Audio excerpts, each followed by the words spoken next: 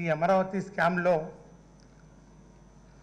లక్షల కోట్ల రూపాయల అధ్యక్ష value if you assess the present value Chandrababu and co లాగేశారు అధ్యక్ష. అదే అంటారు కదా అధ్యక్ష, నమ్మిన వాళ్ళని ఎట్లా మోసం చేస్తారంటే నమ్మిన వాళ్ళనే మోసం చేయొచ్చు అని చెప్పి రైతాంగాన్ని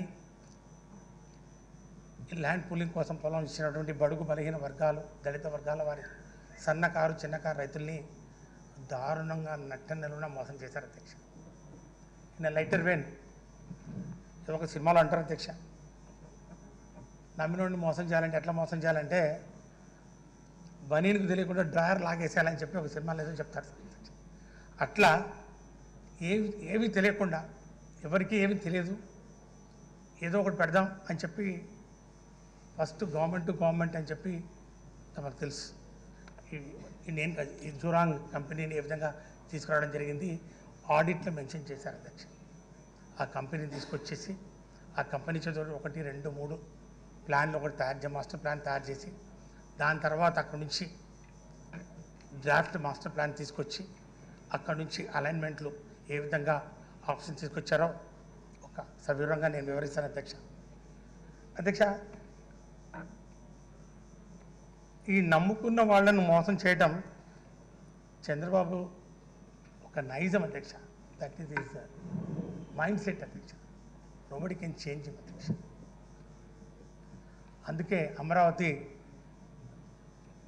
ప్రాంత రైతుల్ని కూడా నిలువున ముంచినటువంటి నమ్మక ద్రోహి చంద్రబాబు అధ్యక్ష.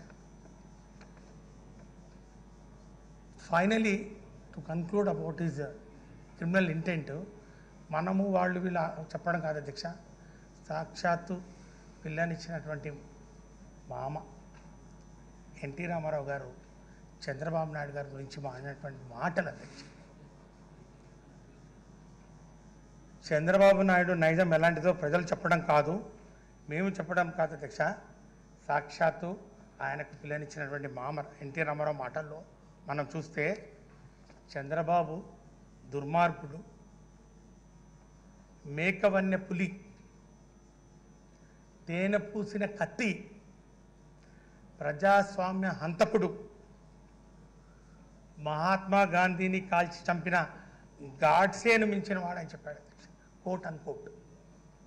These are the words used by the great leader NT Ramarao garu అధ్యక్ష. అధ్యక్ష, ఈరోజు మేము మా జగనన్న ప్రభుత్వం ఏ విధంగా పనిచేస్తుందంటే అధ్యక్ష, ప్రజాస్వామ్య విలువల గురించి పెద్దలందరూ మాట్లాడారు అధ్యక్ష. మనందరికీ కూడా తెలుసు అధ్యక్ష, ప్రజాస్వామ్యం అనేది 4 స్తంభాల మీద నడుస్తుంది. డెమోక్రసీ వర్క్స్ ఆన్ 4 పిల్లర్స్ అధ్యక్ష. Executive, legislature, judiciary and print media. ఈ 4 స్తంభాల మీద ఏ విధంగా అయితే సుస్థిరంగా ప్రజాస్వామ్యం ఉందో, జగనన్న ప్రభుత్వం కూడా 4 స్తంభాల మీద పరిపాలన సాగించింది అధ్యక్ష.